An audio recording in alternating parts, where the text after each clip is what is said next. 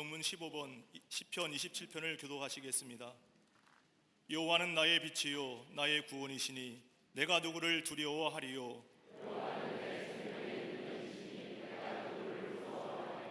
악인들이 내 살을 먹으려고 내게로 왔으나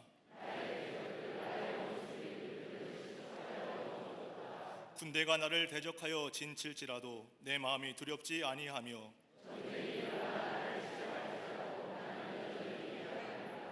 내가 여호와께 바라는 한 가지 일 그것을 구하리니 곧 내가 내 평생에 여호와의 집에 살면서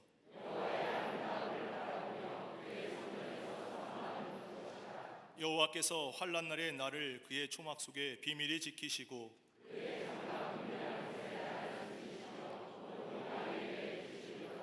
이제 내 머리가 나를 둘러싼 내 원수 위에 들리리니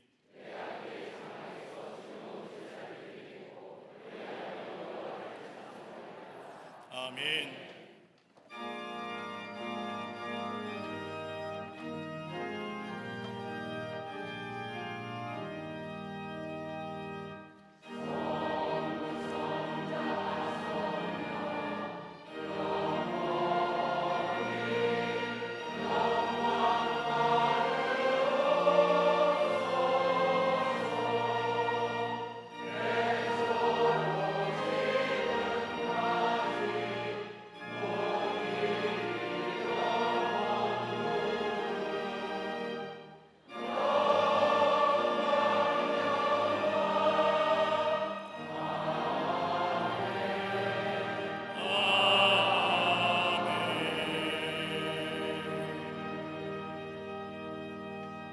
전능하사 천지를 만드신 하나님 아버지를 내가 믿사오며 그 외아들 우리 주 예수 그리스도를 믿사오니 이는 성령으로 잉태하사 동정녀 마리아에게 나시고 본디오 빌라도에게 고난을 받으사 십자가에 못 박혀 죽으시고 장사한 지 사흘 만에 죽은 자 가운데서 다시 살아나시며 하늘에 오르사 전능하신 하나님 우편에 앉아 계시다가 저리로서 산 자와 죽은 자를 심판하러 오시리라. 성령을 믿사오며 거룩한 공예와 성도가 서로 교통하는 것과 죄를 사하여 주시는 것과 몸이 다시 사는 것과 영원히 사는 것을 믿사옵나이다. 아멘.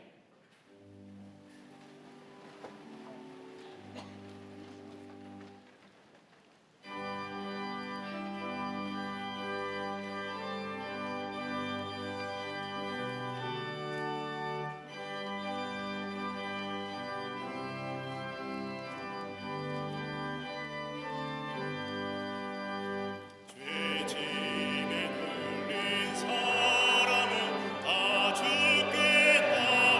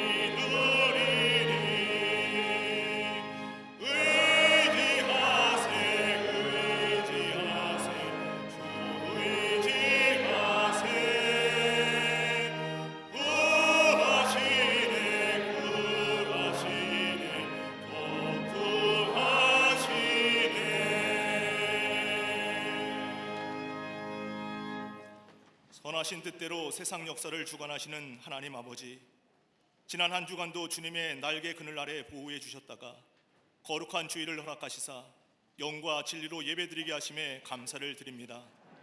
주일 예배가 걱정과 두려움으로 불안한 시대를 살아가는 이들에게 참된 평강을 위로부터 부어주시는 은혜의 현장이 되게 하여 주시옵소서. 지난 주간의 삶을 돌아볼 때 생명과 능력의 원천이신 주님을 의지하기보다 보이는 사람과 환경을 두려워하며 믿음대로 살지 못했음을 회개하오니 용서하여 주옵소서. 죄의 뿌리를 뽑아주시며 보혈의 능력으로 십자가 고울에 비친 참 자아를 찾아 기뻐하며 영광 돌리는 저희 모두가 되게 하여 주시옵소서. 대한민국을 기독교 정신을 기반하여 자유민주주의 국가로 이끌어 주신 하나님 아버지, 1950년 6월 25일 북한의 남침으로 시작된 한국 전쟁으로 137만 명의 사상자가 발생했고, 정전협정 이후 지금까지 분단되고 혈육의 정을 갈라놓은 천만 이산 가족이 생겨난 이 땅이 하나님께서 통치하시는 진리의 성읍이요 은혜의 성산으로 회복되게 하옵소서.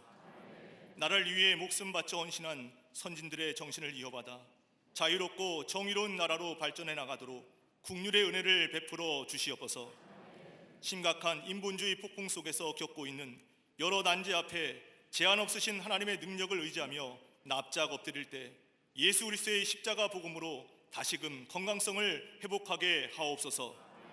동성애와 낙태, 성전환같이 하나님이 죄로 정한 악행들을 정당화하고 성경 말씀에 따라 이를 반대하는 신앙과 소신마저 인권 침해로 몰아 금지하려는 차별금지법을 거룩의 방파제로 막아주시사 선교적 책임을 다할 수 있게 하옵소서. 사학법 개정안도 재개정되게 하사 기독교 사학의 건강한 존립이 유지되어 신앙 교육과 예배가 회복되게 하여 주시옵소서. 한반도의 피 흘림 없는 복음적 평화 통일을 속히 허락하시사 이 땅에 전쟁의 비극이 재현되지 않게 하옵소서. 아직도 북한에 억류된 선교사들이 애타게 기다리는 가족과 교회의 품으로 돌아오게 하여 주시옵소서. 광림의 제단을 기적과 부흥의 진원지로 이끄신 하나님 아버지, 지난 70년간 광림의 제단을 통해 풍파 많은 세상에 복음을 전하며 민족과 열방의 아픔을 치유하는 강력한 성육신 플랫폼으로 쓰임받게 하심에 감사를 드립니다. 세우신 부서와 기관, 속회 선교회를 통해 낙심의 무게에 눌려 살아가는 이들마다 천국 소망의 즐거움으로 새로워지는 참된 변화를 허락해 주시옵소서. 다음 세대에 에스라와 느헤미야처럼 재건의 도구로 쓰일 교회, 학교와 어린이집, 샤이닝 부서와 사랑부, 청년부와 청장년부마다 영적 분별력과 통찰력을 더하시사 세상에서 다르게 사는 지혜로 충만하게 하옵소서. 동탄 강림교회가 부흥의 점화장치로 쓰임받게 하옵시며 봉헌된 잠비아 선교센터가 성령 충만한 능력의 디딤돌로 쓰임받아 아프리카 전역에 은혜의 파도를 경험케 하는 부흥의 진원지가 되게 하여 주시옵소서. 기도로 하늘문을 열어주시는 호레산 교대를 성령으로 인도하사 온 교우들이 기도의 전성기를 경험하며 회개와 영적 대각성을 통해 응답의 대로가 활짝 열리는 은혜의 현장이 되게 하여 주시옵소서. 새벽을 깨울 때 나라와 가정과 인생의 역사를 바꾸는 영적 혁명이 일어나게 하여 주시옵소서. 가정과 일터마다 잠시 받는 고난에 경한 것에 함몰되지 않고 지극히 크고 영원한 영광의 중한 것을 바라보며 위기 속에서도 영적 호황을 누리게 하여 주시옵소서. 혼돈의 시대에 하나님의 온전하신 뜻을 전함으로 어두운 시대를 밝히시는 담임 목사님께 성령의 숨결과 생명의 능력을 더하시사 메마르고 삐뚤어지고 꼬인 세상을 변화시키는 생명의 회복자로 더욱 귀히 쓰임받게 하옵소서.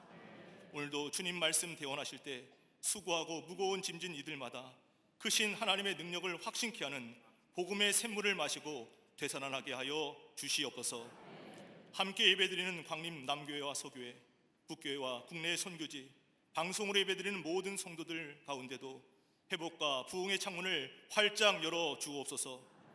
육신과 마음의 질병으로 고생하는 이들을 치유해 주시사 고난이 기적으로 바뀌는 새로운 영적 질서를 체험하게 하여 주시옵소서. 제단을 아름답게 장식한 손길과 세상과 구별된 삶으로 겸손히 주님의 몸된 교회를 섬기는 이들마다 하나님 나라를 이 땅에 실현하는 생명의 부르토기로 귀히 쓰임받게 하옵소서.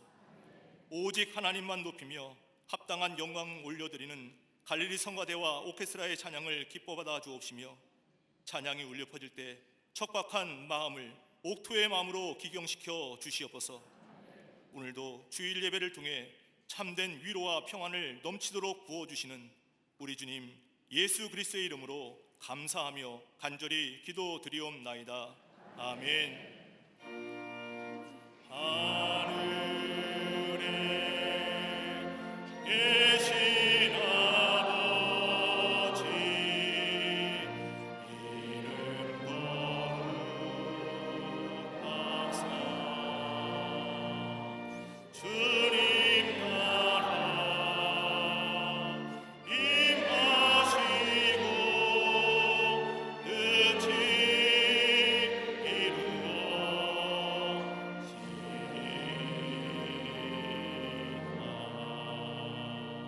일용할 양식 주시고 우리들의 큰 죄 다 용서하시고 또 시험에 들게 마시고 악에서 구원하소서. 내게 주의 나라 주의 권세 주의 영광 영원히.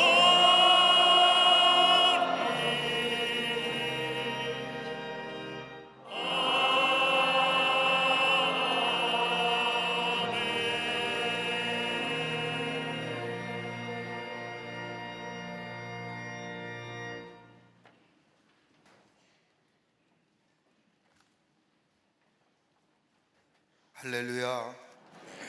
거룩한 주의 날, 주의 전에 올라와 예배한 우리 모든 광림의 권속들과 영상을 통하여 예배에 참여한 우리 모든 한국교회 성도님들, 우리 모든 하나님의 사람들 위해 하나님의 놀라운 은혜와 축복이 넘쳐나시기를 먼저 주의 이름으로 축원합니다.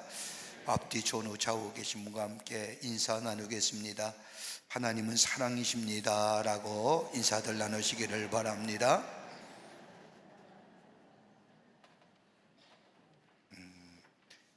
하나님의 사랑이라는 것은 생명을 얘기하는 겁니다. 그 하나님의 사랑이 우리를 살리셨지 않습니까?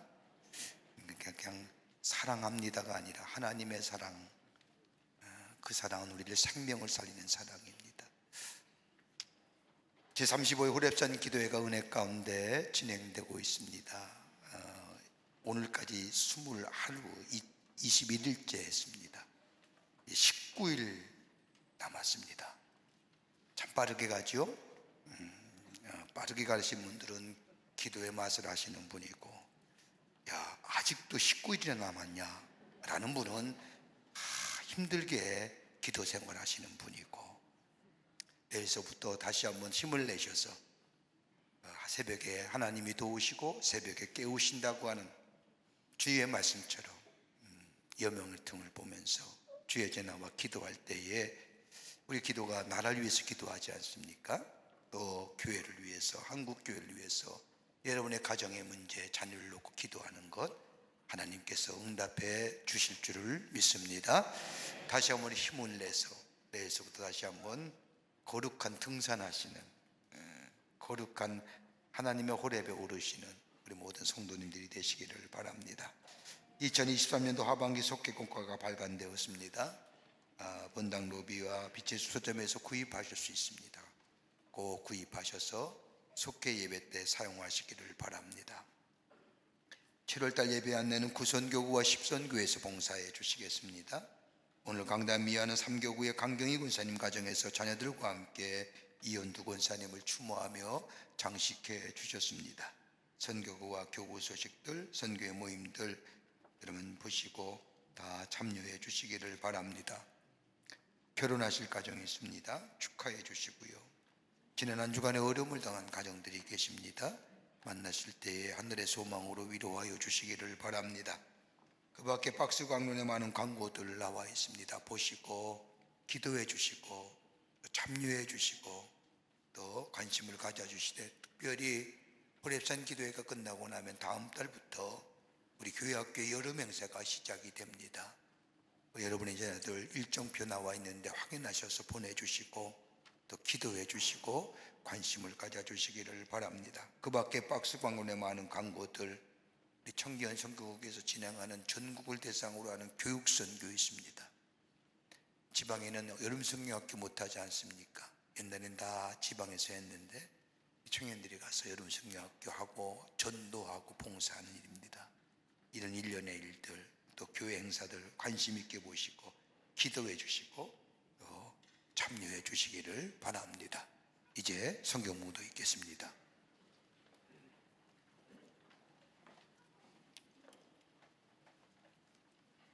오늘 성경 말씀은 요한복음 9장 1절에서 12절까지입니다. 예수께서 길을 가실 때에 날 때부터 맹인된 사람을 보신지라. 제자들이 물어 이르되 랍비여, 이 사람이 맹인으로 난 것이 누구의 죄로 인함이니이까? 자기니이까 그의 부모니이까? 예수께서 대답하시되 이 사람이나 그 부모의 죄로 인한 것이 아니라 그에게서 하나님이 하시는 일을 나타내고자 하심이라. 때가 아직 낮음에 나를 보내신 이의 일을 우리가 하여야 하리라. 밤이 오리니 그때는 아무도 일할 수 없느니라. 내가 세상에 있는 동안에는 세상의 빛이로라. 이 말씀을 하시고 땅에 침을 뱉어 진흙을 이겨 그의 눈에 바르시고 이르시되 실로암 못에 가서 씻으라 하시니, 실로암은 번역하면 보냄을 받았다는 뜻이라. 이에 가서 씻고 밝은 눈으로 왔더라. 이웃 사람들과 전에 그가 거린인 것을 보았던 사람들이 이르되 이는 앉아서 구걸하던 자가 아니냐? 어떤 사람은 그 사람이라 하며 어떤 사람은 아니라 그와 비슷하다 하거늘 자기 말은 내가 그라 하니, 그들이 묻되 그러면 네 눈이 어떻게 떠졌느냐?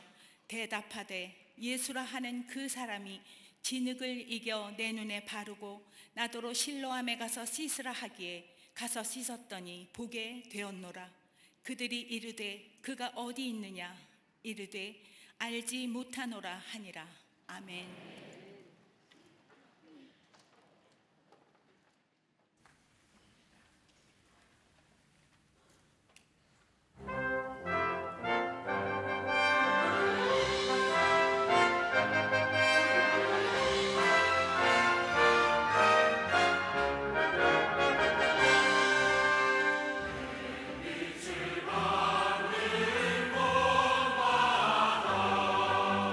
주 예수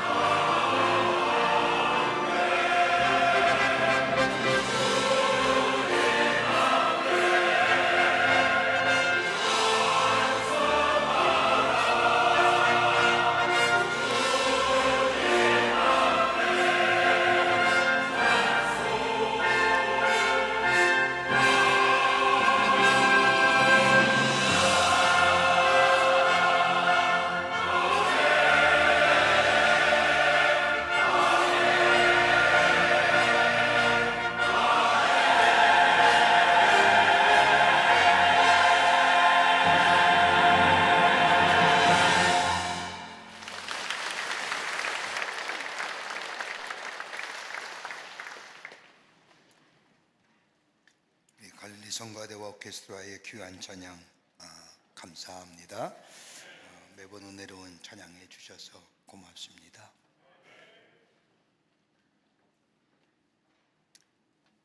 생후 17개월이 되었을 때 내 축수염을 알아서 그 후유증으로 볼 수도 없고 들을 수도 없고 말할 수도 없는 장애인으로 아마 미국의 최초의 대학 교육을 받은 여러분도 잘 아시는 헬렌 켈러 여사가 있습니다. 이분에 관하여 여러 이야기들이 전해오지만 이분이 쓴 수필집인 3일만 볼 수 있다면이라고 하는 수필집, 그녀의 간절함과 더불어 고통과 아픔이 고스란히 녹아져 있을 뿐만 아니라 그녀가 무엇을 원하는지를 알 수 있는 수필집입니다. 그래서 당시에 리더스 다이제스트는 이 수필집이야말로 세계 최고의 수필집이라고 이야기한 것을 볼 수 있습니다. 그녀가 쓴 3일만 볼 수 있다고 하는 이 수필집의 내용을 보면 자기가 3일간 눈만 뜰 수 있으면 그러면서 3일간의 일정을 쭉 적고 있습니다. 첫째 날에는 자신이 이 자리에 오기까지 도와주었던 설리반 선생님의 얼굴을 보고 싶다고 이야기합니다. 둘째 날에는 자연에 대한 이야기를 하면서 해가 뜨고 해가 지는 것, 날이 바뀌는 것을 보고 싶다고 하면서 자연 속에서 푸르른 하늘을 보고 싶다고 말합니다.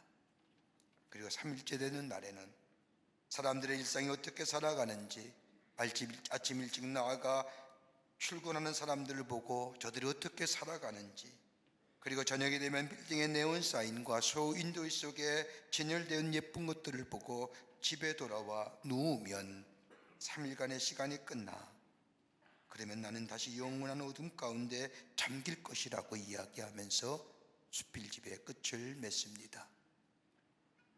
이야기는 당시에 경제공황으로 어려움을 당하고 있던 미국인들에게 일상의 축복이 얼마나 큰 것인지를 잘 가르쳐 주면서 저들에게 용기와 위로를 주었다고 합니다. 오늘 본문의 말씀은 나면서부터 앞을 보지 못한 사람이 등장합니다. 이 사람이 당하고 있는 고통은 다른 사람이 가지고 있는 것과는 다른 그 어떤 고통과도 비교할 수 없는 깊은 고통을 가진 사람입니다. 우리는 짧은 인생을 살아가면서 여러 가지 모양의 고난과 고통을 경험하게 됩니다. 고난과 고통을 당할 때마다 내가 왜 이런 고통을 당하는지, 왜 이런 고난을 당하는지에 대한 의문을 갖습니다. 그런데 고난과 고통을 당하면서 우리 안에 이 두 가지 문제에 대한 답이 있으면 우리가 당하는 고난과 고통은 얼마든지 이길 수가 있습니다. 하나는 뭐냐? 의미의 문제입니다. 내가 당하는 이 고난에 의미가 담겨져 있느냐?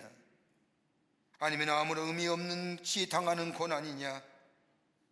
혹독한 고난을 당한다 할지라도 그 고난에 담겨진 의미가 있다고 한다면 얼마든지 견뎌낼 수가 있습니다. 명분이 좋고 목적이 좋고 다른 사람이 인정해 준다면 얼마든지 이겨낼 수 있습니다. 그런데 문제가 없으면, 의미가 없으면 절망하고 좌절하게 됩니다. 또 하나 있다고 한다면 소망의 문제입니다. 오늘 비록 고난을 당하고 있지만 내일은 좋은 일이 있을 것이라고 라면 고난 당할 만합니다. 고난은 그만큼 우리 인생에 대하여 성숙함을 가져다 주기 때문입니다. 고난의 미래적 의미, 고난의 소망적 의미가 그 안에 담겨 있다고 한다면 우리는 이 고난과 고통을 견디어 이겨낼 수가 있습니다. 그런데 오늘 본문에 나오는 이 주인공, 앞을 보지 못하는 사람은 그러하지 못합니다. 나면서부터 앞을 보지 못한 사람이었습니다. 고생한들 무슨 소용이 있겠습니까? 이 사람에게는 의미도 없고 더 나아가 소망도 없습니다. 보장이 전혀 안 된 인생입니다. 의를 위한 고난도 아니고 명분 있는 고난도 아닙니다. 나라를 위한 고난도 아니고 교회를 위한 고난도 더더욱 아닙니다. 더더욱 보다 나은 미래를 향하여 당하는 고통 또한 아닙니다. 이러한 때에 예수님과 제자들이 함께 길을 가시다가 날때부터 보지 못한 사람을 만나게 됩니다. 그때 제자들이 예수님께 묻습니다. 라삐요, 이 사람이 앞을 보지 못하고 태어난 것이 누의 죄로 인함이니까? 자기니까 아니면 그 부모니까? 이런 제자들의 질문에 철저히 그 당시에 사상적 배경이 담겨져 있는 질문이었습니다. 하나는 뭐냐? 인과율입니다. 모든 고난은 죄로 인한 것이라는 겁니다. 원인이 있기에 결과가 있는 겁니다. 제가 고난과 고통을 당하는 것은 분명히 그 고난과 고통을 가져올 원인이 있었기에, 제가 앞을 보지 못하는 것은 앞을 보지 못하게 했던 원인이 있었기에 제가 결과가 앞을 보지 못하는 거 아니냐, 인과율에 의하여 제자들이 예수님께 묻습니다. 또 하나 있다고 한다면 미신적 이해입니다. 네 죄 때문입니까? 이해라는 질문은 유대인의 사람들은 출생 전부터 영혼이 존재한다고 생각했습니다. 그러게 출생 전에 영혼도 범죄할 수 있다고 생각했던 유대교의 잘못된 사상, 저가 눈이 안 보이는 것은 출생 전에 무엇인가 잘못했기에 보이지 않는 거 아닙니까? 라고 하는, 그래서 네 죄 때문입니까? 라고 질문한 겁니다. 근데 예수님은 이러한 제자들의 질문에 오늘 본문의 말씀을 보면 하나님의 하신 일을 나타내고자 함이라고 대답하십니다. 이 말씀 속에는 철학적이거나 인간적인 생각이나 미신적 관점에서 고난을 해석한 것이 아닙니다. 하나님의 사역, 하나님의 일로 해석하였다는 겁니다. 인간이 만든 불행이 아니요 뒤에는 하나님의 손길이 있다는 것입니다. 더 나아가 심판적 차원으로 고난을 보신 것이 아니라 구원적 차원으로 고난을 보시고 있다는 겁니다. 그러면서 예수님은 땅에 침을 뱉어 진흙을 이겨가지고 그의 눈에 바르시고 실로암 목가에 가서 씻으라 말씀하십니다. 이 말씀을 듣고 날 때부터 보지 못한 사람이 예수님의 말씀대로 실로암 목가에 가서 씻으니 그의 눈이 보게 되었더라는 것이 오늘 본문의 말씀의 내용입니다. 여러분, 요한복음은 다른 복음서와 달리 예수님이 행하신 기적의 사건을 7가지만 기록하고 있습니다. 다른 복음서의 말씀은 예수님이 행하신 기적과 이적, 치유의 사건을 소상하게 자세히 적고 있는 반면에 요한복음은 딱 7가지만 이 예수님의 기적의 이야기를 접고, 다른 복음서는 이적과 기적이라고 얘기하지만 요한복음에는 표적이라고 얘기합니다. 표적이란다는 것이 아니라 사건을 통하여, 기적을 통하여 어떤 의도나 어떤 하고 싶은 말이나 어떤 목적이 있는 것을 가리켜서 표적이라고 말합니다. 오늘 본문의 말씀은 예수님이 일으키신 표적의 말씀입니다. 오늘 본문의 말씀을 통하여, 이 표적을 통하여 우리 예수님이 하고 싶으신 말씀이 무엇일까요? 예수님을 만났더니 앞을 보지 못하는 사람, 예수님을 만남으로 그의 생애가 어떻게 달라졌으며 그에게 어떤 변화가 있었는지, 오늘 본문의 말씀을 통해서 함께 말씀을 나누며 은혜 받기를 원합니다. 첫째는 예수님이 우리의 참된 빛이 되신다는 겁니다. 예수님이 우리의 빛이 되신다는 것을 오늘 본문의 말씀을 말씀하고 계십니다. 여러분, 성경에 나오는 예수님의 이적과 기적의 사건을 보면 기적과 이적을 베푸신 후에 우리 예수님이 꼭 하고 싶은 말씀이 있습니다. 내 병이 나았느니라, 이것을 그치는 것이 아니라 우리 예수님이 이 기적과 표적의 사건을 통하여 하시고 싶은 말씀이 있다는 것이 아니라, 예수님은 하늘에 내려오신 하나님이요 참신이시요 예수님만이 구원해 주시고 예수님만이 우리의 삶의 주인 되심을 저들에게 믿게 하시기를 원하셨습니다. 그러게 요한복음 8장 12절의 말씀을 보면 예수께서 또 말씀하여 이르시되 나는 세상의 빛이니 나를 따르는 자는 어둠에서 다니지 아니하고 생명의 빛을 얻으리라고 말씀하셨습니다. 예수님이 당신 스스로를 가리켜서 내가 생명의 빛이라는 겁니다. 여러분, 요한복음의 말씀을 읽다 보면 예수님의 스스로 자기 계시를 얘기하신 말씀이 많습니다. 나는 길이요, 나는 진리요, 나는 생명이요, 나는 빛이요, 나는 생명수의 물이요. 헬라 원문을 보면 에이고 에임이라고 기록된 이 말씀, 나는 나다라고 하는 얘기, 자기 계시의 말씀입니다. 오늘 예수님은 자기를 말씀하시기를 나는 생명의 빛이라고 말씀하십니다. 세상의 빛이라고 말씀하십니다. 여러분, 빛의 특성이 어떤 것일까요? 빛에는 몇 가지의 특성이 있습니다. 빛은 밝게 합니다. 어두운 것을 환하게 비춰줍니다. 그러기에 드러나게 한다는 겁니다. 빛이 비추어 밝으면 더불어 우리의 마음이 밝아집니다. 여러분, 어둠 좋아하는 사람 가까이 하지 마십시오. 센치멘탈하고 무슨 헛것입니다. 밝아야 됩니다. 밝아야 마음이 밝아지는 겁니다. 여러분, 밝을 때에 우리의 마음에 기쁨과 평안을 가져다 줍니다. 또한 빛이 있으면 마음이 맑아질 뿐만 아니라 빛을 통하여 우리 안에 치유와 회복의 역사를 경험하게 됩니다.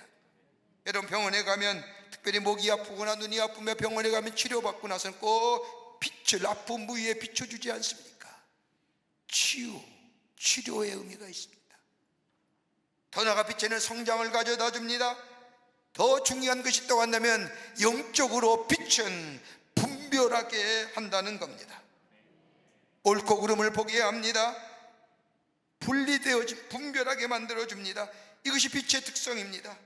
그런데 예수님은 내가 빛이라고, 내가 생명의 빛이라고 말씀하십니다. 그러자 오늘 본문의 말씀을 보면 이 일로 인하여 유대인 사이에 논쟁이 벌어집니다. 어떻게 자신을 빛이라고 말하느냐, 빛은 하나님밖에 없는데 어떻게 자기를 빛이라고 하느냐라고 논쟁이 벌어질 지경에 예수님은 제자들과 함께 길을 가시다가 날 때부터 앞을 보지 못한 사람을, 길에서 구걸하는 사람을 만나 저의 보지 못함을 고쳐주십니다. 앞을 보지 못한 사람을 고쳐주셨다는 겁니다. 오늘 본문의 말씀을 보면 이 앞을 보지 못한 사람은 다른 성경에 나타난 바디메오처럼 예수를 기다리거나 낫기를 바라거나 예수님을 만나기를 소망한 것이 아니라 우연치 않게 길가에서 예수님을 만나 예수의 도움으로 눈뜸을 얻었다는 겁니다. 왜요? 예수님의 생명의 빛임을 증거하시기 위한, 보여주시기 위한. 그러기에 우연치 않게 길에 앉아있다가 예수님을 만나 눈을 뜨게 된 겁니다. 이것으로 인하여 예수님이 세상의 빛이라는 것을 이 사건을 통하여 많은 사람들에게 증거해 보여주신 겁니다. 그러면서 예수님께서는 이 세상에 앞을 보지 못하는 사람이 두 종류의 사람이 있다고 얘기합니다. 하나는 육신의 눈이 보이지 않는 자, 또 하나 있다고 한다면 보아야 할 것을 보지 못하는 사람들. 육신의 눈이 보이지 않는 자를 육의 장애인이라고 얘기한다면 보아야 할 것을 보지 못하는 사람은 영의 장애인입니다. 여러분, 열왕기 6장의 말씀을 보면 아람의 군대가 엘리사가 있는 도단 도성을 에워쌉니다. 아람의 군대가 이스라엘과 싸울 때마다 지는 이유가 어디 있는지 알아보니 저 이스라엘에는 엘리사라고 하는 선지자가 있는데 그가 왕의 침실에서 하는 말을 다 듣고 이스라엘 왕에게 말하기에 전쟁에서 패한다고 하자 아람 왕이 저 도단성에 엘리사가 있음을 알고 도단성을 에워싸워 엘리사를 잡으려고 합니다. 그때에 엘리사의 몸쪽이 밖에 나가보니 아람의 군대가 자기의 살고 있는 성을 에워싸움을 보고 두려워 떨 때에 엘리사가 뭐라고 말합니까? 하나님이여 저의 눈을 열어 보게 하소서. 그럴 때 하나님이 기도할 때에, 엘리사가 기도할 때에 엘리사의 몸쪽에 눈을 뜨어 밖에 나가보니 저 아람의 군대보다 더 많은 군대가 도단성을 감싸고 있는 것을 보고 용기를 얻고 담대함을 얻었다. 영의 눈이 열려지게 될 때에 보지 못하는 것을 보게 됩니다. 보지 못하는 것을 보아야 한다는 것은 영의 눈이 띄어진다는 것을 말합니다. 여러분, 우리의 영적인 눈이 열려지게 되면 여러분 뭐가 제일 먼저 보일까요? 내가 죄인인 것을 발견하게 돼. 내가 얼마나 큰 죄인인가요? 우리는 보통 믿음의 생활을 하고 사회생활하고 가정생활을 나름대로 열심히 하며 양심적으로 살면 바로 그것이 그리스도인의 삶이라고 얘기하는데 여러분, 이것 가지고 되는 거 아닙니다. 내 심령 속에 빛이 비춰지게 될 때에, 보지 못하는 것을 보는 영의 눈이 띄어질 때에 내가 얼마나 죄와 허물로 가득 찬 인간인가를 깨닫게 됩니다. 이것을 발견하게 되면 하나님의 사랑과 하나님의 은혜로 우리에게 주심받은 그 십자가의 사랑이 발견되고 그 십자가의 사랑이 얼마나 귀하고 얼마나 소중한 것을 알게 할 뿐만 아니라 그 십자가의 은혜 안에서 죄 사함을 받아 이 땅을 살아가면서 다시는 어둠 가운데 다니지 않도록 하시게 하실 뿐만 아니라 우리에게 참 소망을 주시고 살아계셔서 우리와 동행하시는 하나님을 발견할 뿐만 아니라 우리의 삶에 새롭게 하시는 역사를 경험하게 됩니다. 이게 영의 눈이 띄어지는 거예요. 여기에 믿음의 성장과 성숙이 있어지게 됩니다. 여러분, 시편 27편 1절의 말씀을 보십시오. 다윗이 고백하기를 여호와는 나의 빛이요 구원이시니 내가 누구를 두려워하리라고 고백합니다. 여러분, 다윗의 생애를 가만히 보면 두려워할 것과 놀랄 만한 일이 얼마나 많았습니까? 그런데 두려워하지 않는다는 겁니다. 왜요? 하나님이 자신의 인생의 빛이 되어주시기 때문이라는 겁니다. 여러분, 우리 인생에서의 진정한 두려움이 어떤 걸까요? 물질의 부족함입니까? 경제의 어려움으로 인한 두려움입니까? 흔들 얘기하는 사회적인 정치적인 것에 의해서의 두려움입니까? 아니면 건강의 약함으로 인한 두려움입니까? 아니면 내가 있는 위치에서 내려올까 봐에 대한 두려움입니까? 여러분, 이건 진정한 두려움이 되지 못하는 겁니다.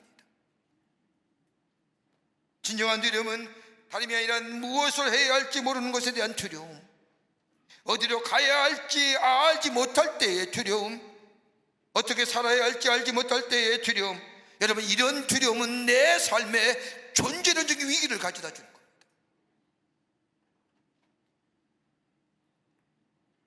그냥 정신없이 살면서 일이 있으니까 일을 따라 사는 인생, 여러분, 여기에 조금만 생각할 수 있다고 한다면 잠시 멈추고 내가 지금 뭐 하는 것인지, 내가 어디로 가든지, 내가 어떻게 살아야 되는지, 여러분, 이 질문에 두려움이 있는 거예요. 자신 있게 얘기할 사람이 있을까요? 다윗도 자신의 생을 돌아보면서 이런 두려움이 있었다고 고백합니다. 그러나 하나님이 내 인생의 빛이 되어주셔서 나로 하여금 가야 할 길이 어딘지, 그리고 해야 할 일이 무엇인지 내게 말씀해 주시니 나에게 두려움이 없었다는 겁니다. 사무엘하 22장 29절의 말씀을 보면 여호와는 주의 나의 등불이시니 여호와께서 나의 어둠을 밝히시리이다라고 말합니다. 내 인생 속에서 내 어둠을 밝혀주는 것은 내 지혜도 아니요, 나의 능력도 아니요, 다른 사람이 아니라 여호와께서 내 인생의 등불이 되어주시니 내 가는 길이 밝히 보여지고 내가 어디로 가야 할지를 우리 주님께서 인도해 주시니 내게 두려움이 없었다는 겁니다. 하나님이 나의 삶에 빛 되어 주셔서 내 삶을 열어주시고 내 길을 인도해 주셨기 때문이라는 겁니다. 그러게 우리 예수님 우리를 향하여 내가 곧 길이요 진리요 생명이니 나를 말미암아 안짓거는 아버지께로 갈 자가 없다고 말씀만 아니라 세상의 빛이라고 말씀하신 것, 오늘 그 빛이 내 안에 계실 때에 그 비침을 모시고 살 때에 우리의 인생의 두려움이 사라질 뿐만 아니라 우리 하나님이 예비하신 그 놀라운 하나님의 축복을 누리는 삶, 우리의 걸음을 견고케 하시고 한 걸음 한 걸음 내딜 때마다 도우시고 동행하실 뿐만 아니라 때를마다 공급하시고 보호하시는 역사가 우리 가운데 있게 될 줄 믿습니다. 이 믿는 가는 것이 믿음이에요. 두 번째는 보는 것을 새롭게 하라는 겁니다. 오늘 본문의 말씀에 보면 예수님이 제자들 향하여 말씀하시지 않습니까? 9장 2절의 말씀을 보면 제자들이 물어가로되 랍비여, 이 사람이 앞을 보지 못하고 난 것이 누구의 죄로 인함이니까? 자기니까? 그의 부모니까? 이 말씀 속에 앞을 보지 못하는 사람에 대한 두 가지의 관점이 나옵니다. 하나는 제자들이 바라봤던 저 유대와 바리새인들이 바라봤던 인과율입니다. 저 사람이 보지 못하는 것이 자신이 죄입니까? 아니면 부모의 죄입니까? 라고 하는 이 질문에는 철저하게 인과율의 법칙으로 인하여 인간의 불행함을 바라보는 시각입니다. 예수님과 논쟁을 벌인 유대인과 바리새인조차들도 동일한 게 저가 앞을 보지 못하는 것은 무엇인가? 죄를 졌지 않았느냐? 원인이 있기에 결과가 있지 않느냐? 여러분, 우리 주변에도 그런 얘기 많이 듣지 않습니까? 어렵고 힘든 일을 당한 사람들 보면 그럴 만한 일이 있겠지. 철저하게 인과율이에요. 앞을 보지 못하는 사람의 언약함, 연약함이나 국률함이나 아픔이나 그동안 살아왔던 삶의 안타까움, 이거 바라보는 거 아니에요. 내가 생각했던 내 생각 관점이 정당해지기를 바라는 거예요. 내 문제 해석이 맞아지기를 원하는 거예요.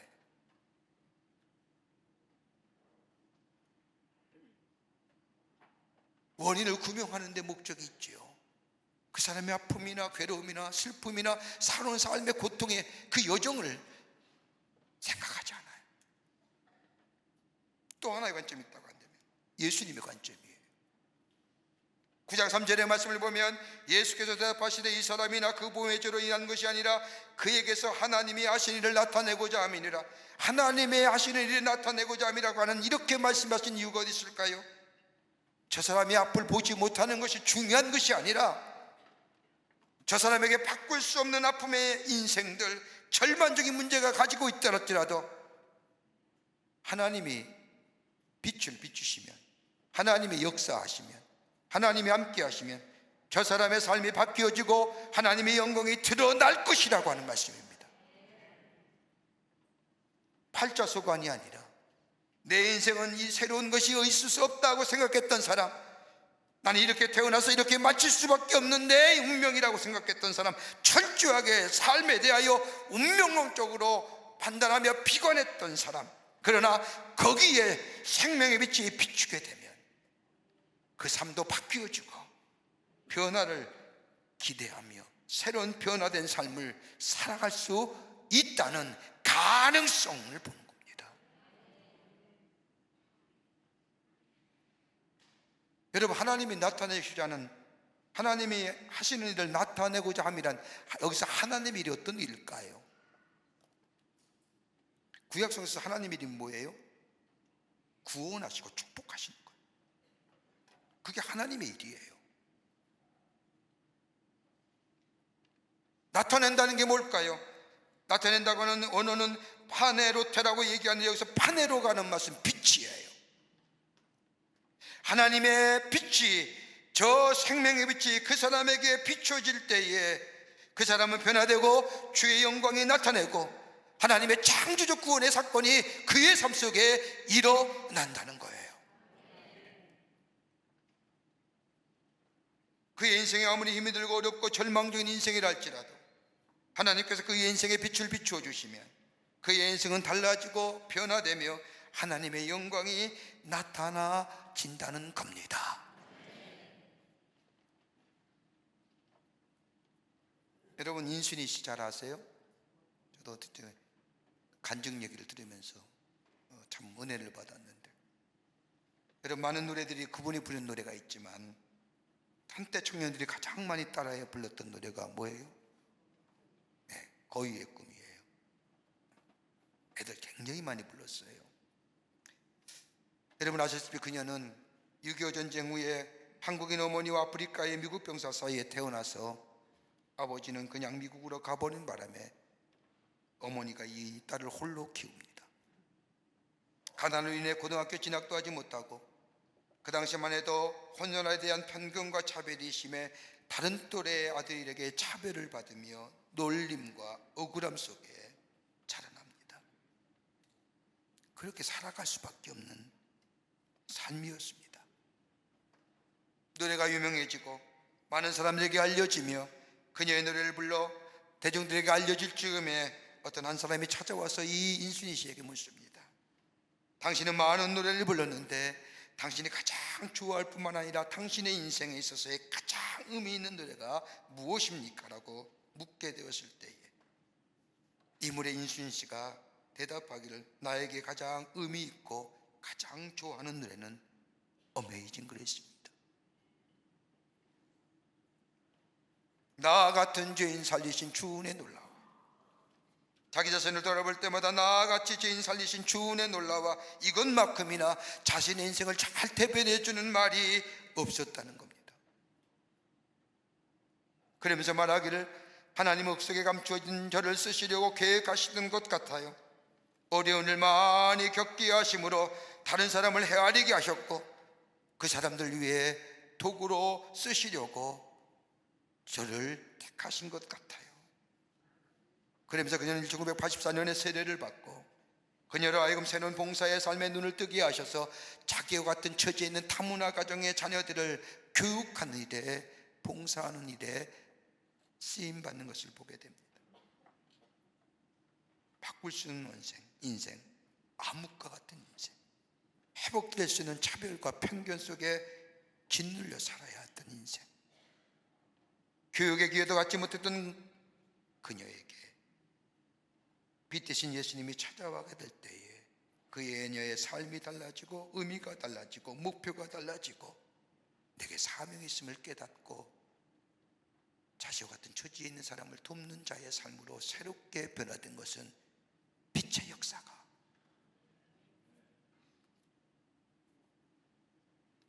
올해는 이 땅의 동족상전의 배경인 6.25 전쟁이 일어난 지 73주년 되는 해입니다. 6.25 전쟁으로 인하여 이 민족은 씻을 수 없는 아픔을 간직하며 살아갑니다. 아직도 살아가지요. 많은 실향민들이 있습니다. 전쟁으로 인한 이산가족들이 얼마나 많은지 아직도 이 분단된 조국 앞에 헤어져 삽니다. 6.25 전쟁으로 인하여 사상자 수가 무려 127만 명, 다 통계마다 좀씩 다릅니다만 그 가운데 한국인 사상자가 14만 명이요, 미국의 사상자가 무려 4만 명 가까이 된답니다. 그리고 남북 간 합쳐서 6.25 전쟁으로 피해를 입은 사상자의 수, 국민을 얘기하는 겁니다. 죽거나 다치거나 실종당한 사람들의 수가 무려 200만 명, 많게는 300만 명까지 얘기합니다. 다시는 이 땅에 일어날 전쟁은 아닙니다. 일어나서도 아니 됩니다. 이 6.25 전쟁을 생각할 때마다 하나님이 이 나라와 이 민족을 얼마나 사랑하신지, 사랑하지 않으셨다면 우리는 자유를 잊어버리고 잘못된 이데올로기 앞에 우리의 자유의 박탈과 더불어 억압 가운데 살아가야 할 우리들, 하나님이 특별한 빛의 역사를 비추셔서 구원해 주셔서 우리에게 자유와 평화를 주시며 살아가는 것을 보게 됩니다. 어떤 분이 추천해 주셔서 다 읽지는 못했지만 책 한 권에 본 것인데, 6.25 전쟁 당시 메가도 장군의 후임으로 온 리즈웨이 장군이 쓴 한국전쟁과 리즈웨이란 책입니다. 그 책에 보면 한국전쟁 당시에 연합군이 와서 이 땅을 위해서 싸웁니다. 그 가운데 많은 젊은이들이 전쟁에 대해 회의를 갖습니다. 내가 왜 싸워야 돼? 내 땅도 아니고 내 백성도 아닌데 내가 왜 이 땅에서 피 흘려야 돼? 전쟁에 대한 회의감을 가질 때 리즈웨이 장군이 이렇게 글을 쓰고 이야기했다고 합니다. 그의 글은 다름이 아니라 인간을 노예로 만드는 자에게 서구 문명이 지배를 받을 수 없다나, 또 하나, 한국인의 자유와 생존의 문제는 이 한국의 문제만이 아니라 우리의 자유와 생존을 위협하게 만드는 거다. 인간을 노예로 만든 잘못된 이데올로기 앞에 서구의 자유민주주의가 지배받을 수 없다.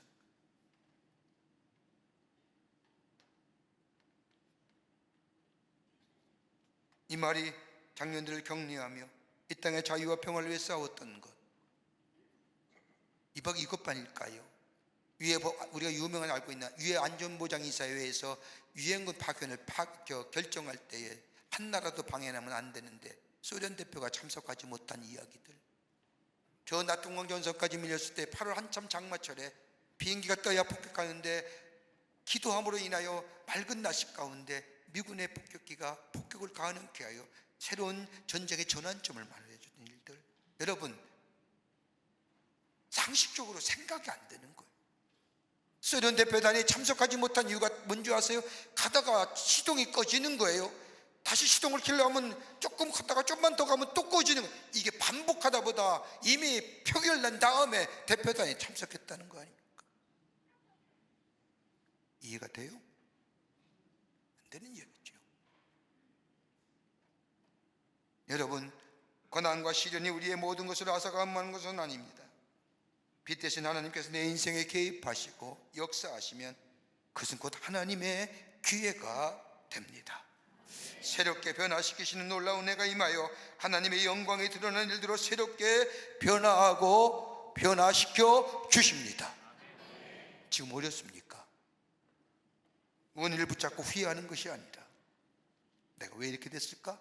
원인이 어디 있을까? 그거 자꾸 안타까워하는 게 아니라 하나님 앞에 맡기고 기도하며 걸어가는 삶이 될 때에 하나님의 은혜가 임하고 빛이 임하여 우리를 새롭게 하시고 변화시키는 역사가 우리 가운데 있게 될 줄 믿습니다. 끝으로 온전한 신앙 고백이 있어야 됩니다. 바른 신앙의 고백이 있어야 된다는 겁니다.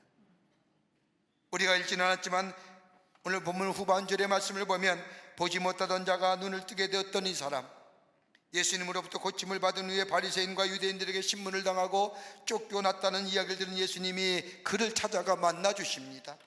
그러면서 예수님이 대화하시죠. 그 말씀이 요한복음 9장 35절부터 38절에 나와 있습니다. 예수께서 그들이 그 사람을 쫓아냈다는 말을 들으시더니 그를 만나서 이르시되 내가 인자를 믿느냐? 대답하되 이르시되 주여 그가 누구시오니까 내가 믿고자 하나이다. 예수께서 이르시되 그를 보았거니와 지금 너와 말하는 자가 그이니라. 이르되 주여 내가 믿나이다 하고 절하는지라. 앞을 보지 못했던 이 장애인, 우연찮게 예수님을 만남으로 인하여 그의 인생의 송두리째 바뀌어졌습니다. 그의 마음 깊은 곳에 자리 잡았던, 아니 죽을 때까지 가졌던 소원들, 내가 볼 수만 있다면 내 인생에 더한 소원이 없다고 가졌던 그의 간절한 소원들, 아니 한 번만이라도 볼 수만 있다면, 한 번만이라도 눈을 떠서 살아갈 수만 있었다고 한다면, 그러나 이루어질 수 없는 소원을 가졌던 이 사람, 예수를 만남으로 인하여 그의 소원이 이루어졌습니다. 어두웠던 인생이 밝은 인생으로 변했습니다. 모든 것을 다 얻은 것 같습니다. 아니 얻었습니다. 이제는 더 이상 길거리에서 구원하는 사람이 아닙니다. 다른 사람의 긍휼이나 다른 사람의 동정을 받은 것이 아니라 오히려 다른 사람을 위하여 동정하며 긍휼을 베푸는 자가 되었습니다. 자신의 삶에 대하여 포기했던 사람이 예기치 않은 곳에서 예기치 않는 만남을 통하여 예기치 않은 은혜로 인하여 변화되었습니다. 이제 더 이상 얻고자 하는 인생이 아닙니다. 그런데 그럼에도 불구하고 이 사람 마음속에 깊은 곳에 영적인 갈증이 있습니다. 나에게 빚준 주시가 누굴까? 나의 눈에 진흙을 발라주시며 실로암에 가서 수술하신 이가 누굴까? 그는 어떤 분일까? 내 인생을 송두리째 변화시켜준 그분은 누구일까라고 하는 영적인 갈급함, 그때에 우리 주님이 만나주셔서 너는 인자를 믿느냐? 내가 메시아를 믿느냐는 분임에 믿습니다. 저는 저를 낫게 하시고 구원하신 분인 메시아밖에 없음을 내가 믿습니다. 여러분, 특별한 믿음의 사람 아닙니다. 그렇다고 저 바디메오처럼 예수를 만나기로 소망했던 사람도 아닙니다. 단지 그의 소원이 있다고 한다면 앞을 보지 못하는 것에 대한, 보는 것에 대한 소원만 있었습니다. 그랬던 그가 예수를 만나 눈에 띄어진 겁니다. 예수님이 그를 찾아가 이렇게 물으신 용서한다는 것이 아니라 내 눈을 뜨게 하시는 예수 그리스도야말로 나의 구원의 주요 나의 삶의 주인 되시는 고백을 우리 주님이 듣기를 원하셨기에 그를 찾아가 내가 믿느냐 라고 묻으십니다. 이 고백은 단순히 한 번의 고백으로 끝나는 것이 아니라 그의 삶 전체에 앞으로 살아갈 미래의 여정에서도 주님은 나의 구원자가 되십니다. 나의 삶의 주인이 되십니다. 내 인생을 새롭게 하시는 분은 주님밖에 없습니다라고 하는 끊임없는 고백이 그의 입속에서, 그의 마음속에서 터져나기를 원하신 겁니다. 여러분, 이 고백이 있으면 그 다음에 있어진 일이 뭘까요? So what? 그럼 어떻게 살까? 이 고백이 있으면요, 그 다음에 존재로인 질문에서 실존의 질문은 내가 그럼 어떻게 살아갈까? 어떻게 살 것인가? 무엇을 위해 살 것인가? 어디로 갈 것인가? 이 실존적인 질문에 답이 생겨집니다. 어떤 답이요? 하나님의 자녀답게, 하나님의 구원받은 백성답게, 하나님의 말씀이 내 삶의 중심이 되어 나의 삶을 이끌어가는 삶, 여기에 성결함과 거룩함과 의로움이 있어진 겁니다. 내가 예수 믿기에 의식적으로 성결하고 거룩한 삶으로 살겠다고 하는 이 인간적인 결심은 오래가지 못합니다. 베드로 보세요. 예수님이 십자가를 지게 될 때에 이 십자가의 사건을, 십자가의 구원의 사건을 얘기할 때에 베드로가 고백하지 않습니까? 다른 사람은 다 떠난다 할지라도 나만은 예수님 안 떠날 겁니다 라고 얘기했을 때에 결단에, 그리고 결의에 찬 모습을 얘기했을 때 주님 뭐라고 얘기해요? 내가 다가오기 전에 세 번을 날 부인할 것이다. 닭이 세 번을 그 전에 부인하잖아.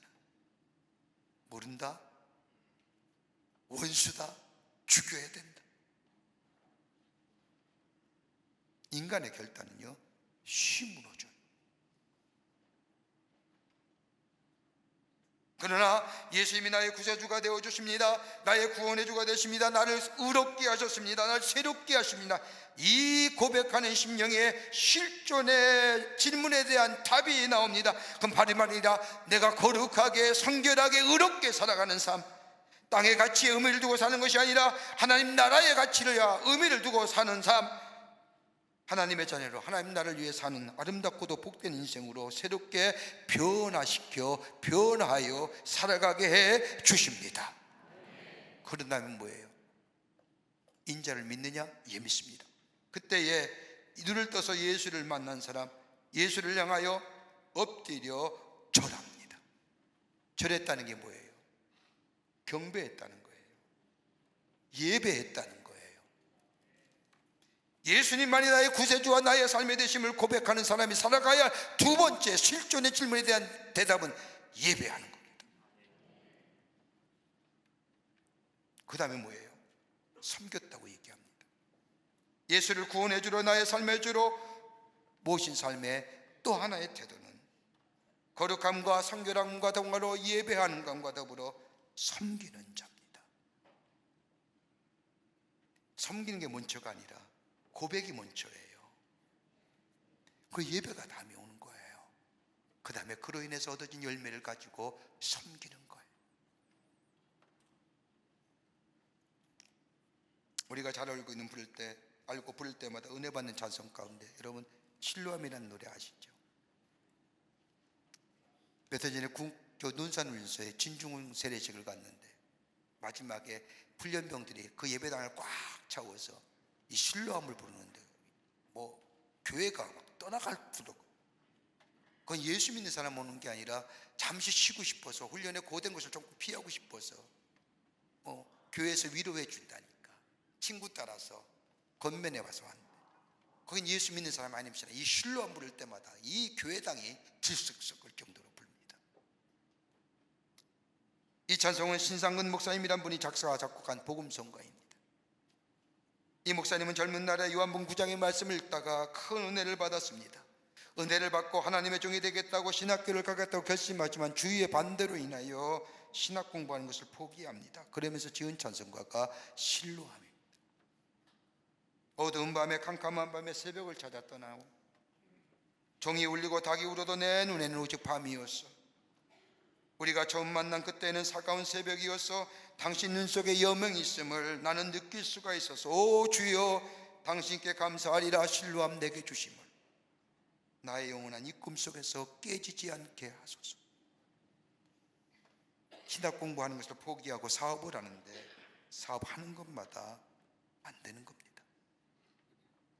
사업의 실패로 인하여 건강에 이상을 느낄 때 병원에 갔더니 폐암의 말기라는 진단을 받습니다. 그리고 그에게 남은 시간이 2개월밖에 없다는 시한부의 선고도 받습니다.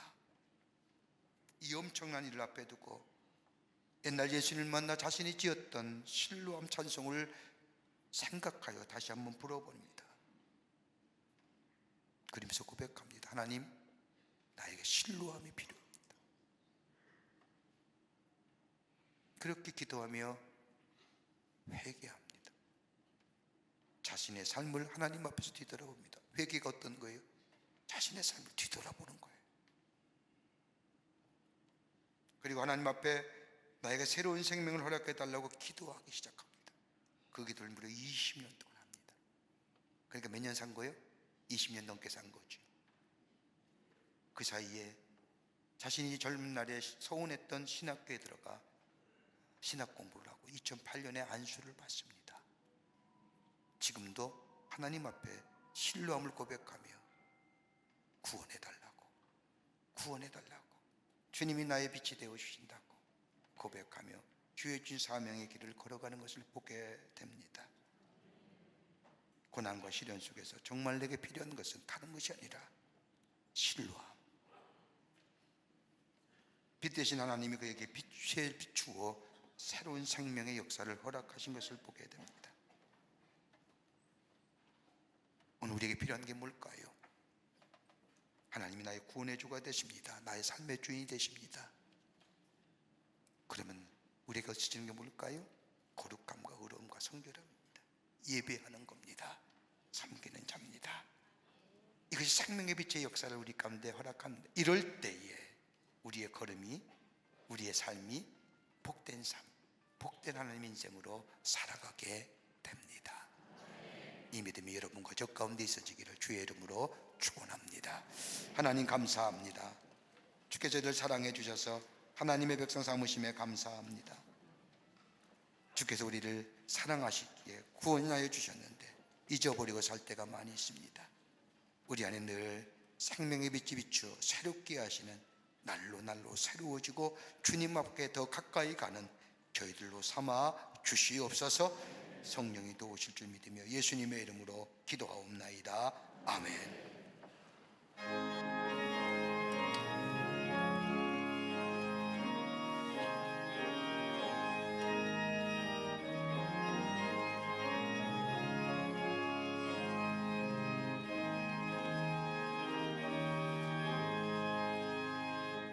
갈 길 멀고 마음은 깊은데 이 되신 주 모량 집을 향해 가는 길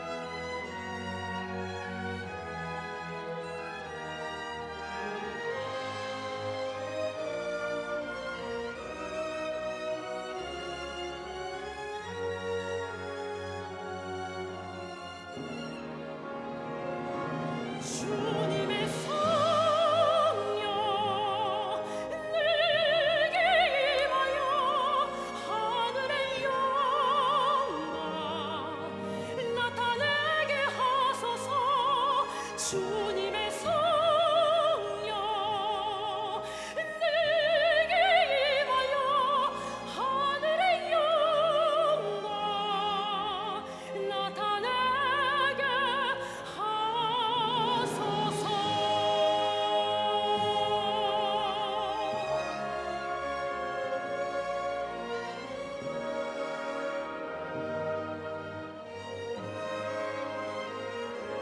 주님의 성령 내게 임하여 하늘의 영광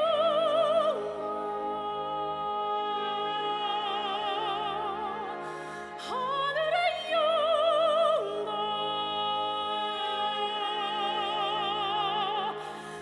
하늘의 영광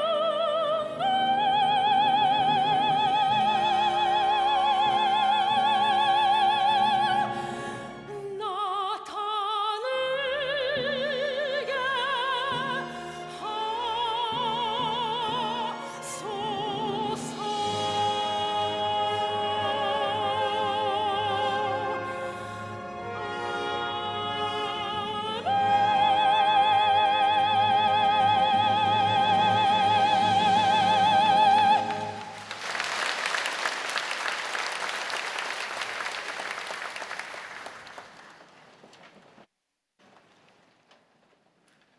거룩한 주의 날 제대로 걸음을 주의 전에 오게 하여 주셔서 우리의 마음과 정성을 모아 하나님 앞에 예배하게 하심에 감사를 드립니다.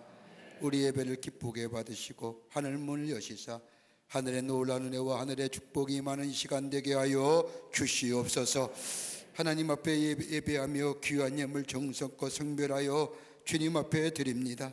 저희들의 마음과 정성을 모아 하나님 앞에 믿음의 고백으로 드린 이 귀한 예물 기쁘게 받으시사 하나님 나라의 귀하게 쓰임받게 하시며 이 예물이 쓰일 때마다 주의 나라가 널리 증거되어지는 또 주께로 돌아오는 자가 많아지는 예물로 주님 삼아 주시옵소서. 드린 손길마다 축복해 주시고 저들의 삶과 기업과 가정 위에 하나님의 도우심과 지키심과 인도하심의 역사가 넘쳐나는 하나님 나라의 백성의 삶으로 삼아 주시옵소서. 아버지 하나님 이 나라의 백성을 국리히 여겨주시사 아버지 이 땅에 하나님의 귀한 은혜가 넘쳐나 어둠의 꽃들에 물러가게 하여 주시며 하나님의 도우심을 통하여 이 나라의 백성이 하나님의 축복을 받는 나라 되게 하여 주시옵소서. 아버지 하나님의 정치와 경제, 사회, 문화 모든 분야에 하나님이 친히 다스려 주시사 하나님의 공의와 정의가 아버지여 세워지게 하시고 공법이 하수같이 흐르는 나라 되게 하여 주시옵소서. 오늘은 이 땅에 6.25가 전쟁이 일어난 지 73주년 되는 해입니다. 아버지 이 땅에 아버지 하나님의 이 아픔들 잊어버리지 않게 하여 주시고 자유의 소중함과 평화의 소중함 지켜나갈 수 있도록 도와주시며 하나님 특별히 저 북녘에 있는 우리의 살아난 곳을 속히 구원하여 주시고 이 땅에 복음으로 하나 되는 역사가 있게 도와주시옵소서.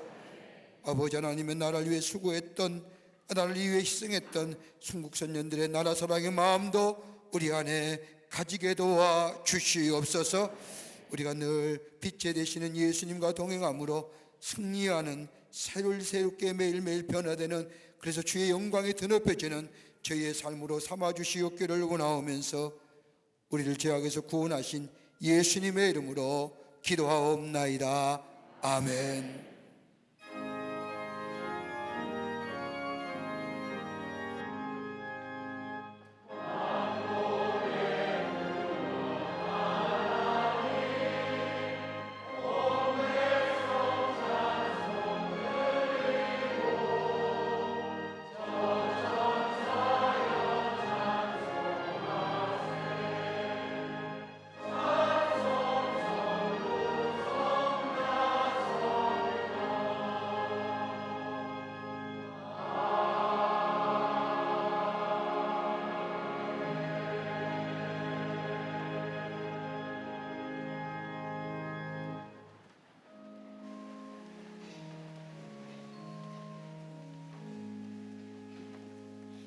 오늘 시간에 우리에게 처음 오신 분 계십니다. 호명할 때 앞으로 나와주시면 중심으로 환영하겠고요. 새가족 등록카드는 안 했지만 처음 오신 분 계시면 앞으로 나와주시면 환영하도록 하겠습니다.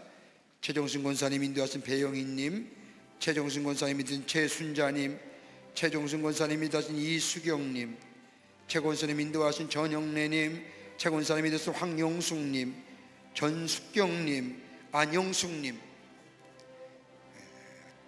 최종순 권사님 인도하신 분들입니다. 네, 환영합니다. 귀한 걸음 해주셔서 고맙습니다. 새 가족도 녹화된 날은 했지만 처음 오신 분 계시면 앞으로 나와 주시면 환영하도록 하겠습니다. 3층에도 괜찮습니다. 앞으로 나와 주십시오.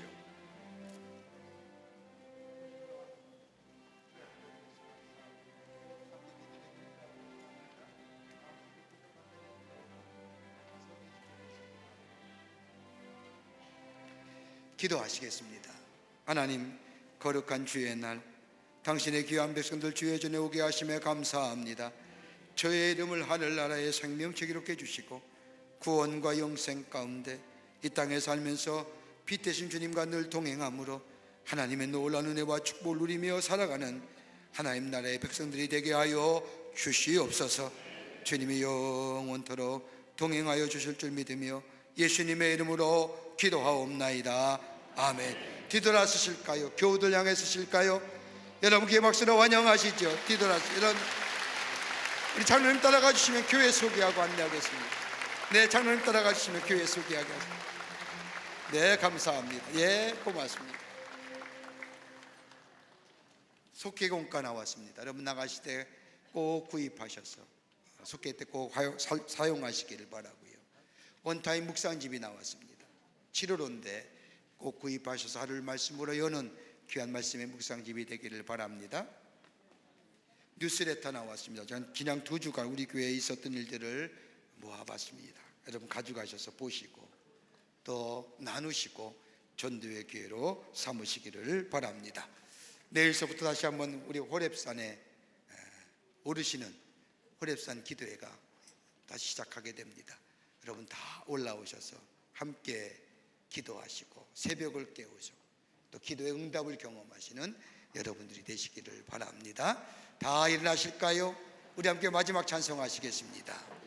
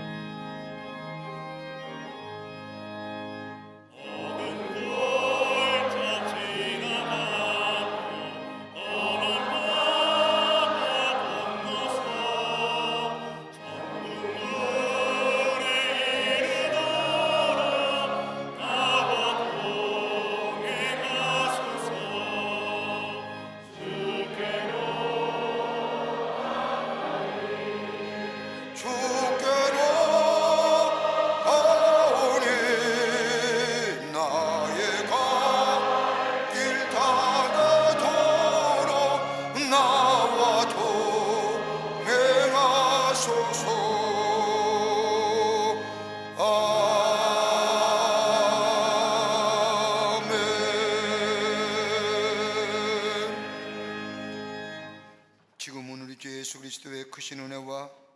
하나님 아버지의 형용할 수 없는 사랑하심과 성령님의 내재하심과 교통하심과 인도하심이 거룩한 주의 날 주의 전에 올라와 마음과 정성을 모아 하나님 앞에 예배하며 주의 말씀 가슴에 품고 생명의 빛 되시는 예수님과 동행하며 매일매일 새로운 하나님의 역사를 경험하며 주님과 더욱더 동행하며 가까이 나아가 하나님의 사람으로 하나님의 배 영광 돌리기로 새롭게 결단하고 성전에 물나선 모든 광림의 권속들과 영상을 통하여 예배에 참여한 모든 이들 위해 주께서 지금으로부터 영원토록 함께 하시기를 간절히 축원하옵나이다. 아멘.